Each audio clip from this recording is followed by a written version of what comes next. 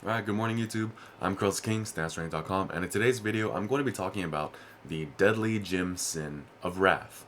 This is a very mental sin to commit against yourself in the gym, and wrath is defined as the uncontrolled feeling of anger, rage, or even hatred. Wrath often reveals itself in the wish to seek vengeance.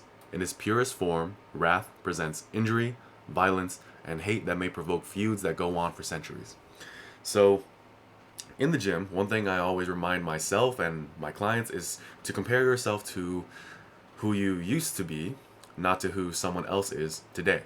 So there's a part of that coin that needs to be addressed also.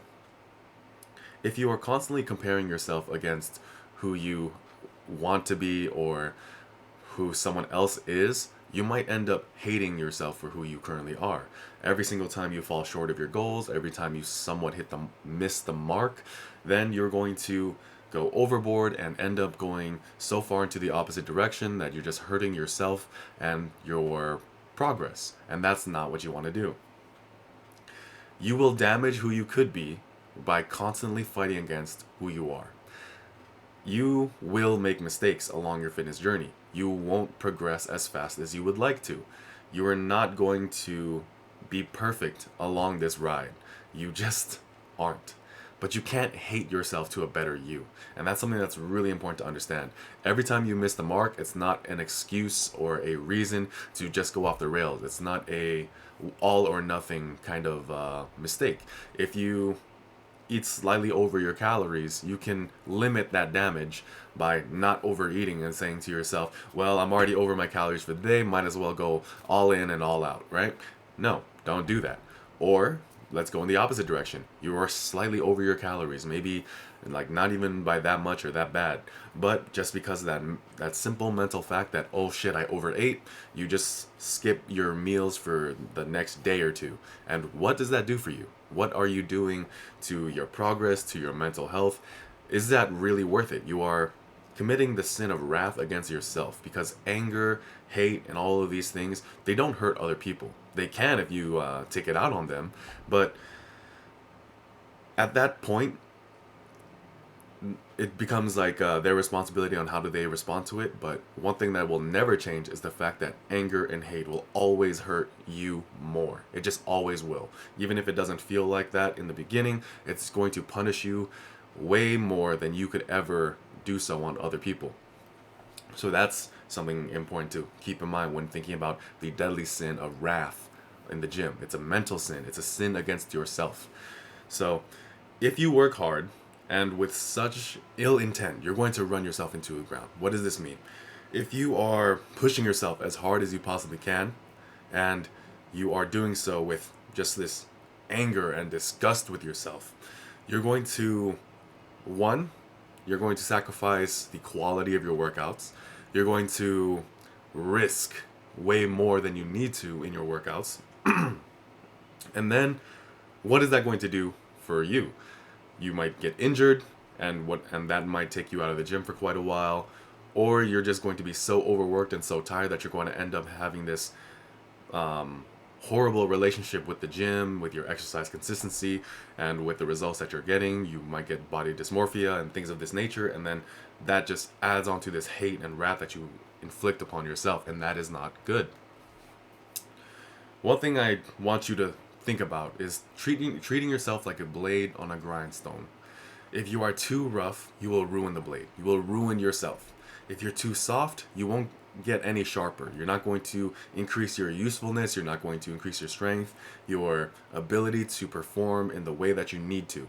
If you need to be just right, and you can't do that if you're just angrily trying to sharpen it as fast as possible or as hard as possible. You need to have this balance of calm and peace, of this balance of intensity and stillness, essentially.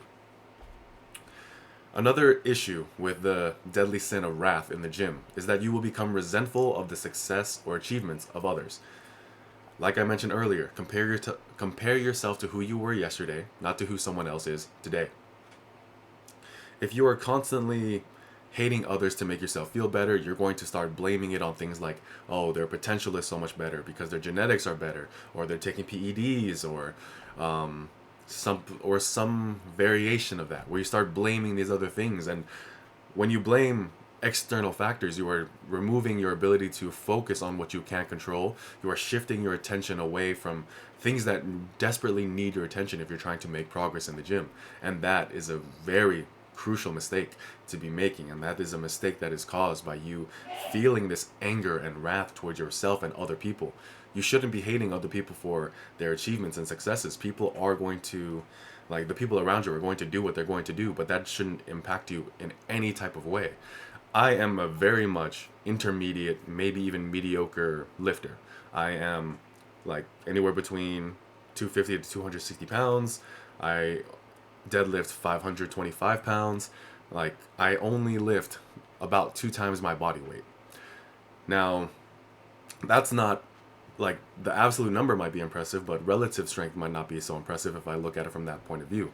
However, considering where I started, considering like what my deadlift was when I first started training, it's a huge, massive improvement. Am I going to hate the people in the world who are able to lift 6, 7, 800 pounds? No, because what do I gain from it? There is no cost benefit to hating other people for what they are able to accomplish. If there's something I can learn from them, even better. That's something that actually deserves my time and attention. If there's something about their training that I can actually learn from. If it was something about their approach rather than the chemistry, it was about their hard work and consistency and not just what drugs do they take or something like that, then the purpose and the value of what they accomplished increases a lot more for me. And that's not something you can do if you just hate them.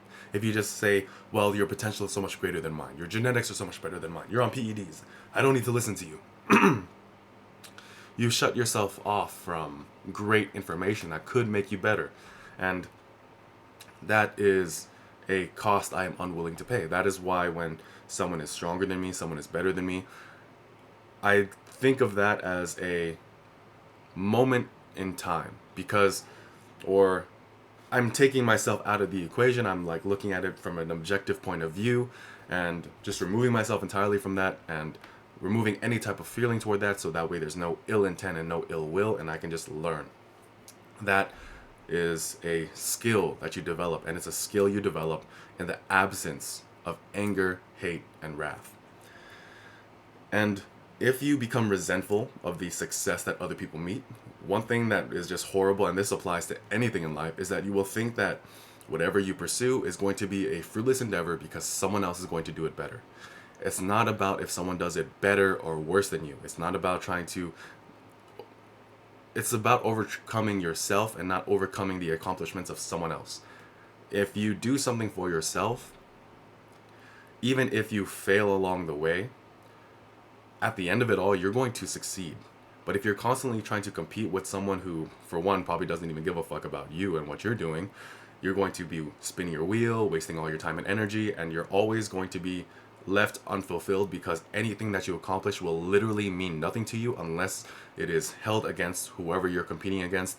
And if you do that, you will learn to hate whatever you do because that person exists. And that is a horrible reason to not pursue anything in your life. You need to understand that when you're working out, it's for you. It's not to try to be like someone else. It's not to try to be it's not to try to accomplish something someone else has already done or anything like that. It's about self-fulfillment. It's about self-worth. It's about building yourself up more than anything else. And that's not something that can happen from a place of hate, especially because all of that, whether you realize it or not, is going to impact you the most. So that's today's video. Check out my previous video discussing the opposite of this deadly sin, wrath, where I talk about the virtue of patience, because patience is the remedy to all this.